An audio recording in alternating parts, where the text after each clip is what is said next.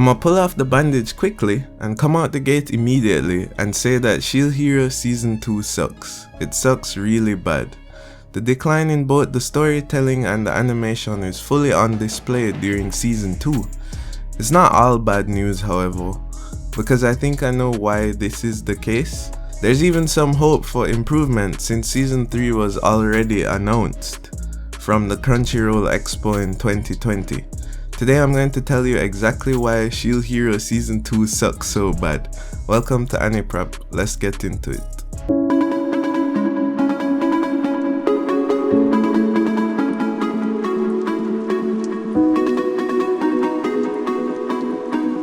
Not wasting any time, one of the most immediately noticeable things about the second season is the reduction in animation quality when compared with Season 1. This, in my opinion, is influenced by three factors. The anime most likely had a reduced budget. I couldn't find anything anywhere to back up this idea, but it seems clear to me.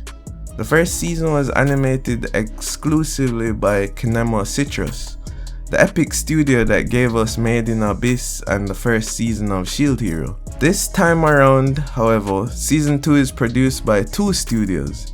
Kinema Citrus is joined by DR Movie. DR Movie has a lot of work credits under its belt but no major solo or joint anime productions. It's interesting that such a seemingly inexperienced studio would be attached to such a high-profile production. Beyond the addition of this studio, one can also notice that Season 2 has a different director. Season 1 was directed by the very competent Takao Abo, who has multiple work credits stretching back to the 80s and 90s. Notably, he was a key animator for the infamous Cowboy Bebop, before becoming a director in more recent works. Season 2 is directed by Masato Jimbo, who is mostly known for shoujo anime and has limited experience in directing combat-driven anime. Another thing that is noticeable is the fall off in storytelling quality. The blame here can fall on both the anime and the source material. From the perspective of the source material, the fanbase seems to agree that the Spirit Tortoise arc that Season 2 covers is one of the worst in the manga and light novel. So it's possible that Masato Jimbo and his team wanted to rush through this arc as quickly as possible to get to the next one. This is where the adaptation fails, however. In the rushed work, they skipped a lot of critical content. The anime skips Rishia's entire backstory. This is a key party member and the anime eliminated the events that show her motivations. This is an unacceptable storytelling mistake. The anime also decides to skip about 5 chapters which introduce key concepts and important characters in Season 2. Characters like Eclair, who had me literally going back to see if I missed an episode after she just popped up. They also skipped an entire training arc, which introduced the Hengen Muso style. This fighting style is a critical plot device, yet it just appeared in the anime and had me scratching my head and wondering where did this old lady come from. Narratively, the anime fails to connect the Spirit Tortoise arc to its own foreshadowing work done previously. There was a whole episode where Naofumi spoke to the queen of the Philolials, and Fitoria told him about the sacrifices that would have to be made in order to stop the waves. This is actually pretty good foreshadowing, and a good example of storytelling, but the anime somehow fails to connect that foreshadowing with this clunky CG turtle. The manga does this connection well. The 3 other cardinal heroes were captured by the main antagonist while trying to escape Melromark to avoid the training mentioned before. But since they skipped all of that, in the anime we just one day see the heroes all captured like idiots and we have no clue about the backstory of how they got there. This also had me going back to see if I missed an episode.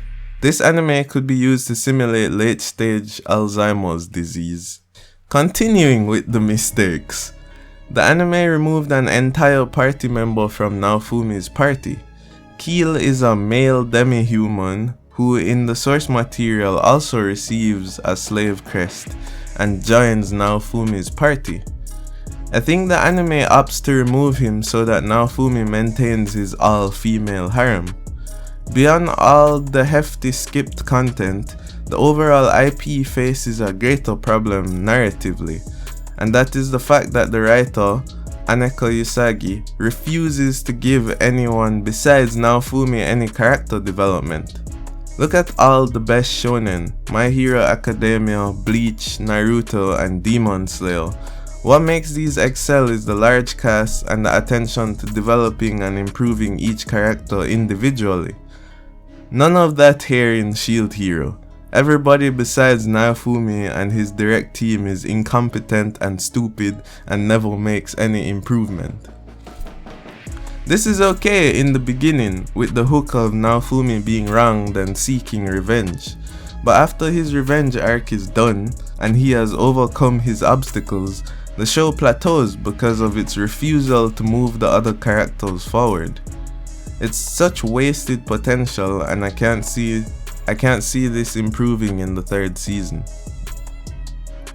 Thankfully, even though there has been a decline in the storytelling and the animation, one bright point here is the music is still top tier.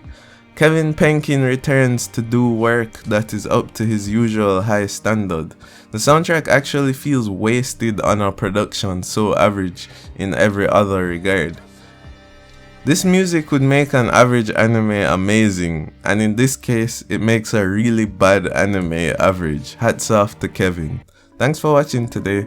Do all the things that YouTube likes, and see you next time.